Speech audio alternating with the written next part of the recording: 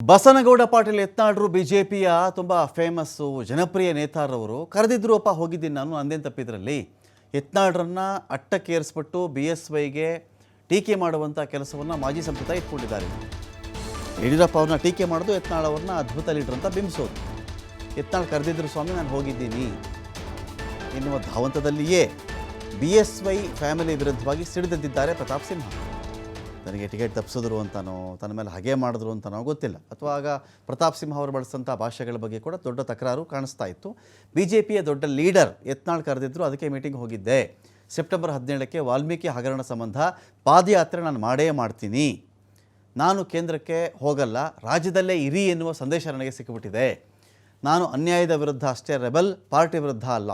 ಯಾರು ಅನ್ಯಾಯವನ್ನು ಮಾಡ್ತಾರೋ ಅವರ ವಿರುದ್ಧವಾಗಿ ಮಾತ್ರ ನಾನು ರೆಬೆಲ್ ಆಗ್ತೀನಿ, ಪಾರ್ಟಿ ವಿರುದ್ಧ ನಾನು ಯಾವತ್ತೂ ರೆಬೆಲ್ ಆಗಲ್ಲ.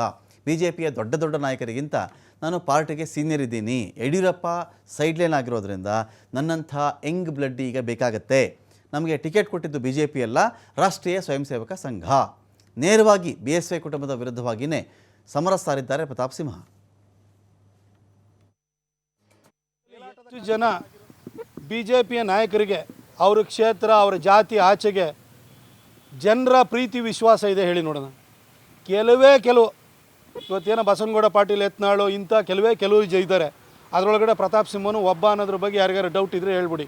ನಾನು ಎಲ್ಲೇ ಹೋದ್ರೂ ಕೂಡ ಜನ ಜಾತಿಯನ್ನು ಮೀರಿ ನನ್ನನ್ನು ಪ್ರೀತಿಸೋರಿದ್ದಾರೆ, ಗೌರವಿಸುವಂಥವ್ರು ಇದ್ದಾರೆ, ಪ್ರೋತ್ಸಾಹಿಸುವಂಥವ್ರು ಇದ್ದಾರೆ. ಕರ್ನಾಟಕವೇ ನನ್ನ ಕಾರ್ಯಕ್ಷೇತ್ರ. ಎಲ್ಲಿ ಅಂತ ನನಗೆ ಗೊತ್ತಿಲ್ಲ, ಆದರೆ ಮೈಸೂರು ನನಗೆ ನೆಲೆ ಕೊಟ್ಟಿದೆ, ಪ್ರೀತಿ ಕೊಟ್ಟಿದೆ, ನನ್ನನ್ನು ಗೌರವಿಸಿದೆ, ನನ್ನನ್ನು ಗೆಲ್ಲಿಸಿದೆ, ನನ್ನನ್ನು ಕೈ ಹಿಡಿದಿದೆ. ಮೈಸೂರು ಬಿಟ್ಟು ನಾನು ಎಲ್ಲೂ ಹೋಗಲ್ಲ, ಮೈಸೂರಲ್ಲೇ ಇರ್ತೀನಿ. ನಾನು ವ್ಯವಸ್ಥೆಯ ವಿರುದ್ಧ, ಅನ್ಯಾಯದ ವಿರುದ್ಧ ನಾನು ರೆಬೆಲ್ಲೇ ಹೊರತು ಪಾರ್ಟಿ ವಿರುದ್ಧ ಅಲ್ಲ. ಈ ಪಾರ್ಟಿನಲ್ಲಿ ಇವತ್ತು BJPನಲ್ಲಿ ಎಷ್ಟು ಜನ ಲೀಡರ್ಸ್ ಇದ್ದಾರಲ್ಲ ಅವರೆಲ್ಲರಿಗಿಂತ ಜಾಸ್ತಿ ಸೀನಿಯಾರಿಟಿ ಇದೆ ನನಗೆ. ನಮ್ಮ ಟಾಲೆಸ್ಟ್ ಲೀಡರ್ಗಳಿಗಿಂತ ಜಾಸ್ತಿ ಸೀನಿಯಾರಿಟಿ ಇದೆ. ಯಾಕಂದರೆ ನಮ್ಮಪ್ಪ 1961 OTC ಕ್ಯಾಂಪ್ ಮಾಡಿದ್ದಾರೆ. 68 ಅವರು ಗ್ರಾಮ ಪಂಚಾಯತಿಯ ಅಧ್ಯಕ್ಷರಾಗಿದ್ದರು ಜನಸಂಘದ ಗುರುತಿನಲ್ಲಿ. ಅದಕ್ಕಿಂತ ಸೀನಿಯಾರಿಟಿ ಯಾರಿಗಿದೆ ತೋರಿಸಿ ನೋಡೋಣ. ನಾನು ನಮ್ಮಪ್ಪ ಆ ಹಿನ್ನೆಲೆಯಿಂದ ಬಂದವರು. ನಾನು ಕೂಡ 1986 ನಾನು OTC ಮಾಡಿದ್ದೆ ಸ್ಕೂಲಿಗೆ ಹೋಗ್ತಾ ಇರಬೇಕಾದ್ರೆ. ನಾನೊಬ್ಬ ಪತ್ರಕರ್ತನಾಗಿ ನಾನು ರಾಷ್ಟ್ರೀಯ ಚಿಂತನೆಗಳನ್ನು ನನ್ನ ಲೇಖನಗಳ ಮುಖಾಂತರ ನಾನು ಪ್ರತಿಪಾದಿಸಿದ್ದೀನಿ. ನಾನು ಬ್ಯಾನರ್ ಬಂಟಿಂಗ್ ಕಟ್ಟಿಲ್ದಲೇ ಇರ್ಬೋದು, ಆದರೆ ಬ್ಯಾನರ್ ಬಂಟಿಂಗ್ ಕಟ್ಟುವಂಥ BJPಯ ಪ್ರತಿಯೊಬ್ಬ ಕಾರ್ಯಕರ್ತ ಇರ್ಬೋದು, ಅವನ್ನ ಇನ್ಸ್ಪೈರ್ ಮಾಡಿದ್ದೀನಿ ನಾನು.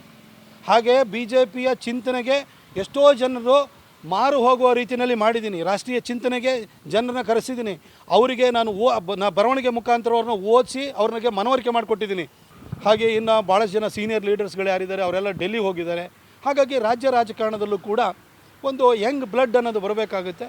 ಬಹುಶಃ ಅದನ್ನು ದೃಷ್ಟಿಯಲ್ಲಿ ಇಟ್ಕೊಂಡೆ ನನಗೆ ಇನ್ನು ಮುಂದೆ ರಾಜ್ಯದಲ್ಲೇ ಇರು ಅನ್ನೋ ಸಂದೇಶದೊಂದಿಗೆ ನನಗೆ ಟಿಕೆಟ್ ಡಿನೈ ಮಾಡಿದ್ದಾರೆ. ಹಾಗಾಗಿ ನಾನು ರಾಜ್ಯದಲ್ಲೇ ಕಾನ್ಸಂಟ್ರೇಟ್. ನಾನು ಯಾರನ್ನೋ ಓಲೈಸೋಕ್ಕೆ